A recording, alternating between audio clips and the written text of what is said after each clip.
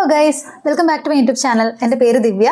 ഞാനിവിടെ എഴുത്ത് വായന റിലേറ്റഡ് കണ്ടന്റാണ് ചെയ്യുന്നത്. ബുക്ക് റിവ്യൂസും എഴുതാൻ സഹായിക്കുന്ന രീതിയിലുള്ള കണ്ടന്റ്സുമാണ് ചെയ്യുന്നത്. അപ്പോൾ നിങ്ങൾ ആദ്യമായിട്ടാണ് എൻ്റെ ചാനൽ കാണുന്നതെങ്കിൽ ഇത്തരത്തിലുള്ള കണ്ടന്റൊക്കെ നിങ്ങൾക്ക് കാണാൻ ഇഷ്ടമാണെങ്കിൽ മറക്കാതെ ഒന്ന് സബ്സ്ക്രൈബ് ചെയ്തേക്കുക. ഇന്ന് നമ്മൾ റിവ്യൂ ചെയ്യാൻ പോകുന്ന 2 പുസ്തകങ്ങൾ ഞങ്ങളുടെ പബ്ലിക്കേഷൻസിലൂടെ പബ്ലിഷ് ചെയ്തിട്ടുള്ള 2 പുസ്തകങ്ങളാണ്. ഇതിൻ്റെ രണ്ടിൻ്റെ ഒരു കോമൺ ആയിട്ടുള്ള ഒരു കോമണാലിറ്റി, ഒരു പ്രത്യേകത എന്ന് പറയുന്നത് ഇത് രണ്ടും UPSCക്ക് പഠിക്കുന്ന ആൾക്കാർക്ക് വേണ്ടിയിട്ടുള്ള പുസ്തകങ്ങളാണ്. ബാക്കിയുള്ളവർ വായിച്ചാലും കുഴപ്പമില്ല, എന്നാലും പർട്ടിക്കുലർലി ഇതിൻ്റെ ടാർജറ്റ് ഓഡിയൻസ് അല്ലെങ്കിൽ ടാർജറ്റ് വായനക്കാരെന്ന് പറയുന്നത് UPSCക്ക് പ്രിപ്പയർ ചെയ്യുന്ന ആൾക്കാരാണ്. UPSCക്ക് പ്രിപ്പയർ ചെയ്യുന്നതെന്ന് പറഞ്ഞാൽ സിവിൽ സർവീസ് എക്സാമിനേഷന് പ്രിപ്പയർ ചെയ്യുന്ന ആൾക്കാരാണ്. ഈ പുസ്തകമാണ് ഇതിൽ രണ്ടിലും ആദ്യം പബ്ലിഷ് ചെയ്ത പുസ്തകം. അഞ്ജലി സൂസൻ സൈമന്റെ ലെറ്റ് ഹെർ ഫെയിൽ എന്ന് പറയുന്ന 2 ഇംഗ്ലീഷ് പുസ്തകമാണ് കേട്ടോ. ഒരു ഇംഗ്ലീഷ് പുസ്തകമാണ്, നോൺ ഫിക്ഷൻ കാറ്റഗറിയാണ്. ഒരു നോവൽ വായിച്ചിരിക്കുന്ന പോലെ വായിച്ചിരിക്കാം. 280 രൂപയാണ് ഇതിൻ്റെ സെല്ലിംഗ് പ്രൈസ്. 320 ആണ് MRP. ഒരു 128 പേജുള്ള ഒരു പുസ്തകമാണ്. പുസ്തകത്തിൻ്റെ ഒരു പ്രത്യേകത എന്താണെന്ന് വെച്ചാൽ ലെറ്റ് ഹെർ ഫെയിൽ എന്നാണ് ഇതിൻ്റെ പേര്. നിങ്ങൾ ആലോചിച്ച് നോക്കുക, സാധാരണ ഈ UPSC പരീക്ഷയ്ക്കൊക്കെ ജയിക്കുന്ന ആൾക്കാരല്ലേ നമ്മൾ ലൈം ലൈറ്റിൽ കാണത്തുള്ളൂ. അപ്പോൾ ബാക്കിയുള്ളവർക്ക് എന്താ സംഭവിക്കുന്നത്? അപ്പോൾ ഒരു പരീക്ഷയ്ക്ക് തോറ്റു പോകുന്ന ഒരു മനുഷ്യൻ എന്തൊക്കെ സാഹചര്യങ്ങളിലൂടെ ആയിരിക്കും കടന്നു പോകുന്നത്, അല്ലെങ്കിൽ തോൽക്കാൻ തന്നെ അവർക്ക് ഒരു സ്പേസ് ഉണ്ടോ എന്നുള്ളതാണ് ഇവിടെ.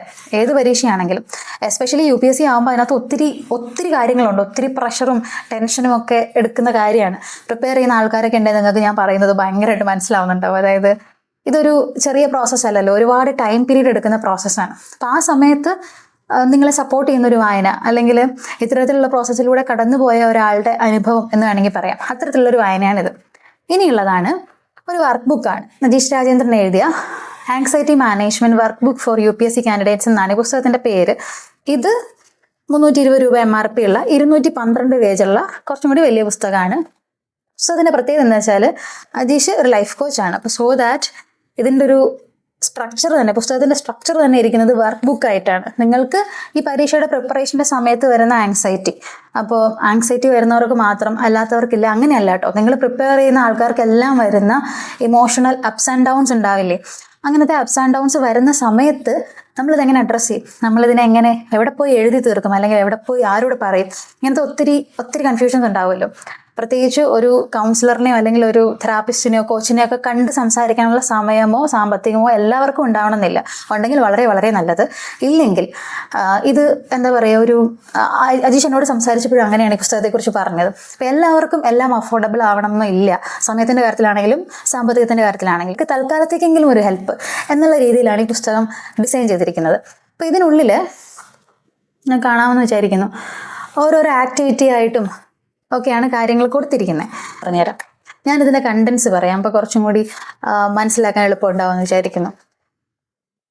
എങ്ങനെയാണ് ഈ വർക്ക് ബുക്ക് ഉപയോഗിക്കേണ്ടതെന്നാണ് ആദ്യം ഈ വർക്ക് ബുക്കിൽ പറയുന്നത്. കാരണം ഈ പുസ്തകം ഒരു പ്രത്യേക രീതിയിൽ ഉപയോഗിക്കണം, എങ്ങനെ ഇത് ഉപയോഗിക്കണം, അതിനെ അപ്രോച്ച് ചെയ്യണം എന്നാണ് ആദ്യത്തെ ഒരു സെക്ഷനിൽ പറയുന്നത്. പിന്നെ ചാപ്റ്റർ 1 വൈ UPSC, നിങ്ങൾ എന്തിനാണ് UPSC ചൂസ് ചെയ്യുന്നത്, അല്ലെങ്കിൽ എന്തുകൊണ്ടാണ് ഇവിടെ എന്നുള്ള ചോദ്യമാണ്. അടുത്തത് understanding anxiety in your body. നിങ്ങളുടെ ശരീരത്തിൽ ഈ ആങ്സൈറ്റി നിങ്ങൾ എങ്ങനെയാണ് മനസ്സിലാക്കുന്നത്? നിങ്ങൾക്കൊരു ആങ്സൈറ്റി ഉണ്ട്, അല്ലെങ്കിൽ ഒരു ഇമോഷണൽ അപ്സ് ആൻഡ് ഡൗൺസിലൂടെ നിങ്ങൾ കടന്നു പോവുകയാണെന്ന് നിങ്ങൾ എങ്ങനെ മനസ്സിലാക്കും? ശരീരം അതെങ്ങനെയാണ് നിങ്ങളോട് പറയുന്നത്? അടുത്തത് യുവർ റെസ്പോൺസ് ടു ആങ്സൈറ്റി, നിങ്ങൾ അതിനോട് എങ്ങനെയാണ് പ്രതികരിക്കുന്നത്? സിംറ്റംസ് ഓഫ് ആങ്സൈറ്റി ഉണ്ട്. അടുത്തത് identifying your triggers, tools to manage your anxiety, cognitive restructuring, 3 non-negotiables in your UPSC journey, panic attack, stay specific strategies for your UPSC journey. ഇത്രയാണ് ഈ പുസ്തകത്തിൻ്റെ contents. ഞാൻ ജസ്റ്റ് വായിച്ചെന്നേ ഉള്ളൂ.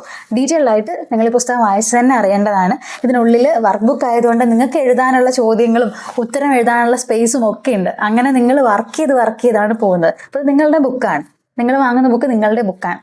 സോ ദാറ്റ് ട്രൈ ചെയ്തിട്ടില്ലെങ്കിൽ ഇത് ആമസോണിലും ഫ്ലിപ്കാർട്ടിലും available ആണ്. ഈ പുസ്തകവും ആമസോണിലും ഫ്ലിപ്കാർട്ടിലും അവൈലബിൾ ആണ്. നോക്കിയാൽ മതി. വിത്ത് ഓഫേഴ്സ്, ഫ്രീ ഡെലിവറി നിങ്ങൾക്ക് ഇത് വാങ്ങാൻ പറ്റും.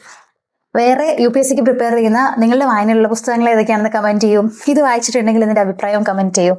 അപ്പോൾ താങ്ക് യു ഫോർ വാച്ചിങ്. വേറൊരു വീഡിയോ ആയിട്ട് വരാം. ബൈ.